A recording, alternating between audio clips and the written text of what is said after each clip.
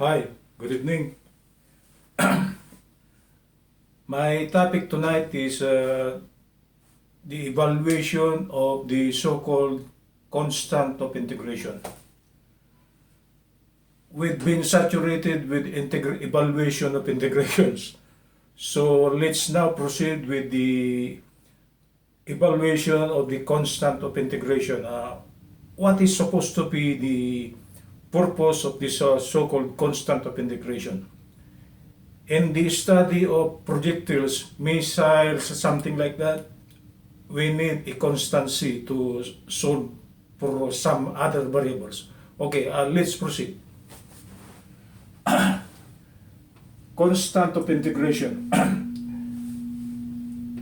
We've been evaluating integration, meaning indefinite integrals, in which we always add a plus c on the final answer.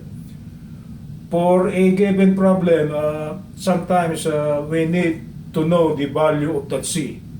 For every problem that we solve, real problem in this world, okay, we need to compute for the value of c, and the proper way on how to compute for the value of c is something like this. I will give you an example. This is now something like an application of differential calculus, integral calculus, differential equation, and analytic geometry. So actually this is a combination of 4 mathematics topic. So if you don't know nothing about analytic geometry, you're gone. If you don't know nothing about differential calculus, you're gone.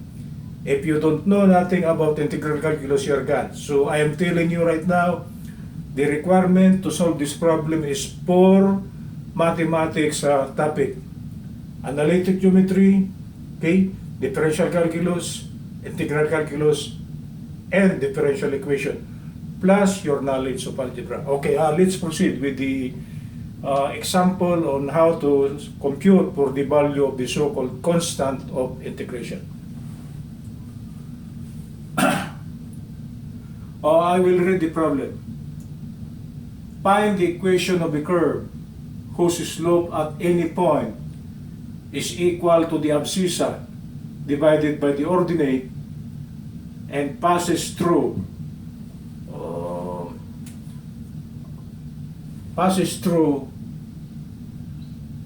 the point with the coordinates 1 and 2. Okay? This is actually an analytic geometry problem. But to solve this problem here, you should have a knowledge of differential calculus, integral calculus, and differential equation, plus analytic geometry. Actually, this problem was taken from analytic geometry. Okay? And it involves the computation of the value of the so-called constant of integration. Okay, I will repeat the problem again. Find the equation of the curve whose slope at any point is equal to the abscissa divided by the ordinate and passes through the point 1 and 2. Okay? This is analytic geometry. It seems we are in the battlefield, okay? X-axis, Y-axis, okay? So you will know where your enemy is located. Is it in the first quadrant, second quadrant, third quadrant, or fourth quadrant? It is something like that. Actually, militarily speaking, there is an application of mathematics in military to locate the location of your enemy where you point your something like your projectile to hit them. Okay? So this is actually an actual application of mathematics. Sorry for that one, I dropped my pen. Okay, let's bring out the solution. M is equal to y over x. M in differential calculus is slope. Okay? But according to this problem, M is actually x over y. It says the slope at any point is equal to the abscissa, which is x, okay, divided by the ordinate, which is y. This abscissa is actually x. And this ordinate is actually y. And according to the problem, for the unknown curve, there's a curve, okay? the slope of the curve at any given point is actually, it should be the abscissa divided by the ordinate. Okay? And the problem is asking for the equation, the required equation, because if you try to program your software, there should be an equation. We are taking software here. We are on the information technology age already. To use your software, you should have an equation. Okay, and to bring out your software, bring out your equation, and if you don't know how to bring out your equation, you cannot design your armament. It is something like that. So this is actually an application, militarily, something like that. M is equal to y over x according to the problem. But according to differential calculus, we've been through with differential calculus, m is actually dy dx. Okay? So if we equate m equal to m, what will come out will be dy dx is equal to x over y. We equate m equal to m for this one is dy dx, m for the requirement of the problem is x over y. So actually what will come out is dy dx is actually equal to x over y. Don't be surprised with this, guys. We are getting a differential x and differential y, so it involves differential calculus already, right? But the right hand side is just pure algebraic, it is x over y. Even though this is only x over y, the mere fact that we got a differential y and differential x, supposed to be, we now have a differential equation. Okay? So, to solve for the value of, for the equation, meaning the equation, the value of y as a function of x, that's the equation, right? We must have to eliminate this differential here. And to eliminate this differential, we must have to integrate. Okay? So, we cross multiply. Y dy will be y dy equal to x dx. Okay? So, what will come out will be y dy equal to x dx.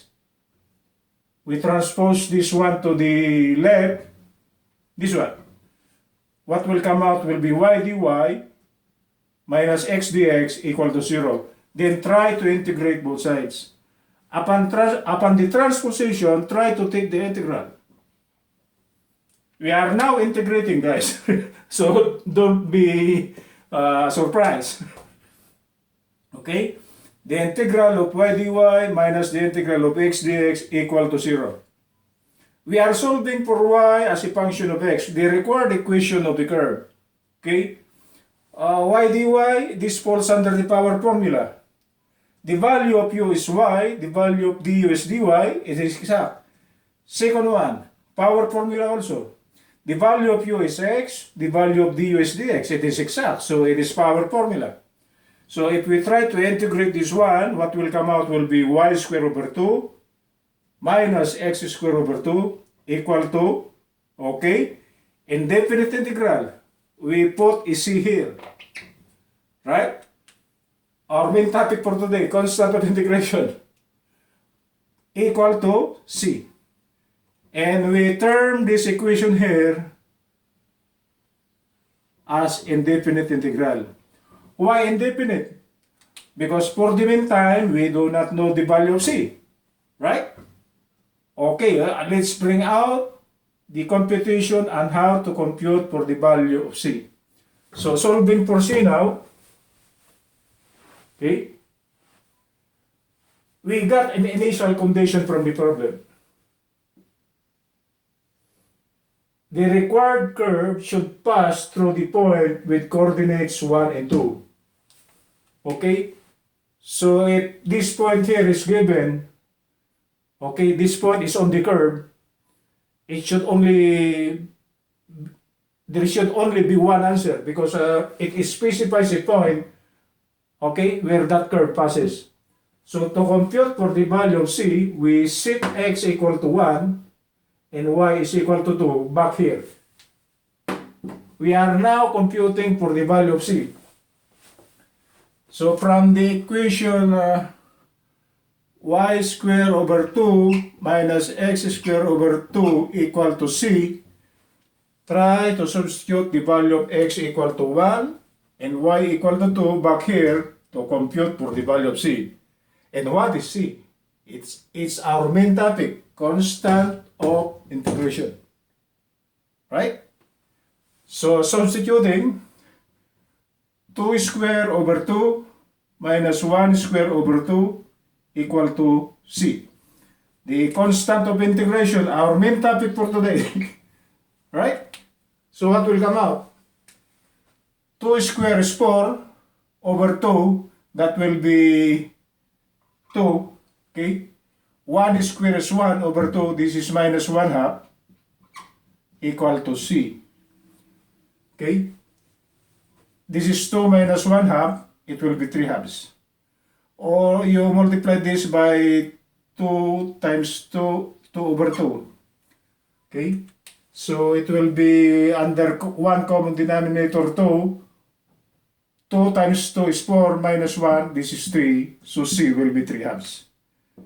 So the unknown constant of integration for this problem, okay, is c is equal to 3 halves. That's our main topic for today. You see it, guys? Constant of integration.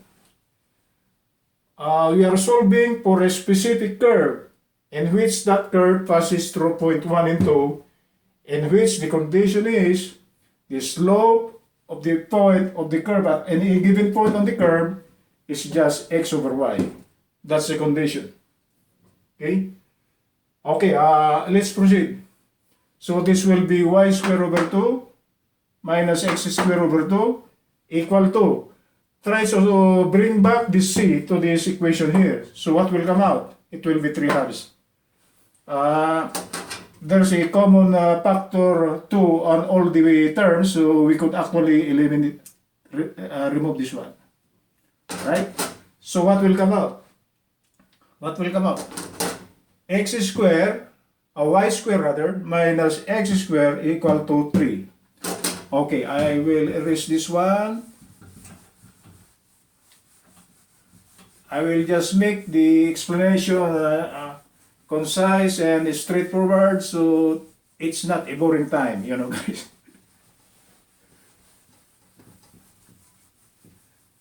This is now an application of your integration.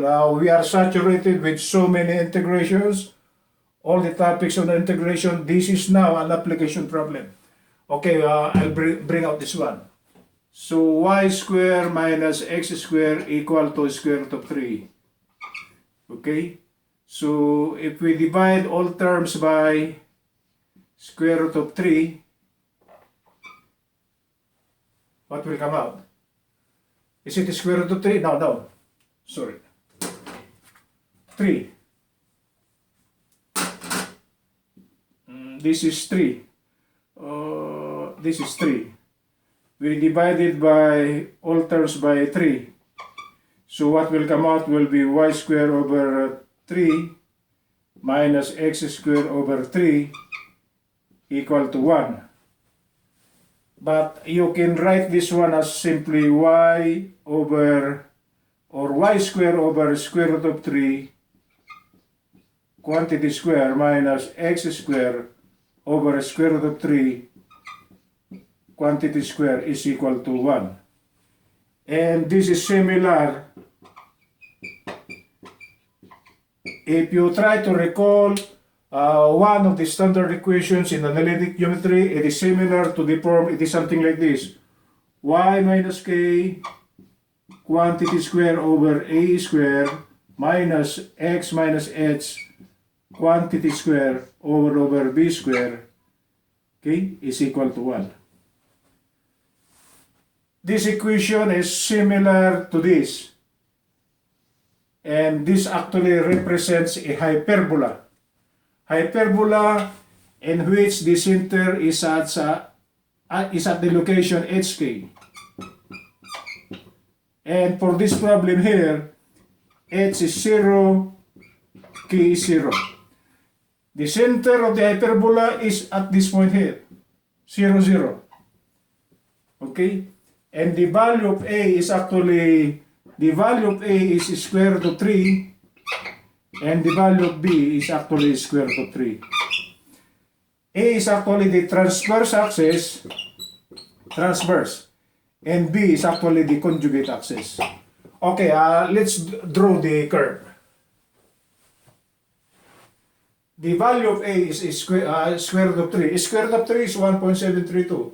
So this is 1, this is 2, this is 1.7. This is 1, this is 2, this is actually 1.7. 1, this is 2, this is 1.7. 1, this is 2, this is 1.7. So, the square of the hyperbola is this. The value of this one here is square root of 3. And the value of this on this side, the value of this one here is actually also square root of 3. It's a square hyperbola. Okay? So this is square root of 3. This is square root of 3. This is the required square.